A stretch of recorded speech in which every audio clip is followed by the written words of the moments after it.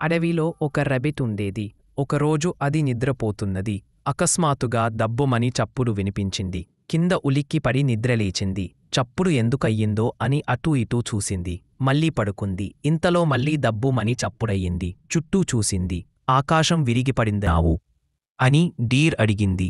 ఆకాశం విరిగిపడుతోది. పరుగెత్తు పరుగెత్తు అంది రాబిట్. పరుగెద్దడం మొదలుపెట్టాయి. వీటికి ఒక టైగర్ ఎదురైంది. ఆగండి ఆగండి, ఎందుకు పరుగెత్తున్నారు అని టైగర్ అడిగింది. ఆకాశం విరిగిపడుతోది, అందుకు పరుగెత్తున్నావు అని డీర్ చెప్పింది. టైగర్ కూడా పరుగెత్తసాగింది. వాటితో పాటు కొంత దూరం పరుగెత్తగానే వాటికి ఎలిఫెంట్ ఎదురైంది. వాటిని కలిసింది. ఏమైంది, ఎందుకు పరుగెత్తున్నారు? ఏమైంది అని అడిగింది. ఎలిఫెంట్, ఆకాశం విరిగిపడుతున్నది, అందుకే పరుగెత్తున్నాం అని టైగర్ చెప్పింది. టైగర్, డియర్ అండ్ ర్యాట్తో పాటు ఎలిఫెంట్ పరుగెత్తసాగాయి. కొంత దూరం పరుగెత్తగానే వాటికి లయన్ ఎదురైంది. వాటిని ఎందుకు పరుగొత్తున్నారు, ఏమైంది అని అడిగింది. ఆకాశం విరిగిపడుతున్నది, అందుకే పరుగొత్తున్నాము అని ఎలిఫెంట్ రొప్పుతూ చెప్పింది. లయన్కు ఇది విచిత్రంగా తోచింది. ఆకాశం విరిగిపడ్డప్పుడు నువ్వు చూసావా అని లయన్ అడిగింది.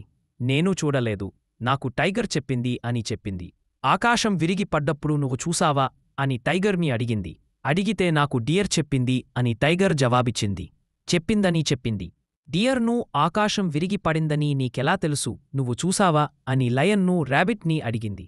నేను ట్రీ కింద నిద్రపోతున్నప్పుడు దబ్బు అన్న చప్పుడు వినిపించింది. ఆకాశం విరిగిపడింది అని చెప్పింది. ఆ ట్రీ కిందకు వెళ్ళి చూద్దాం అని లయన్ అంది. అన్నీ కలిసి ట్రీ దగ్గరకు వెళ్ళి చూశాయి. ఒక పెద్ద కోభారీ బోడం కనిపించింది. ఇంతలో దబ్బుమని మళ్ళీ ఒక కోభారీ బోడం పడింది.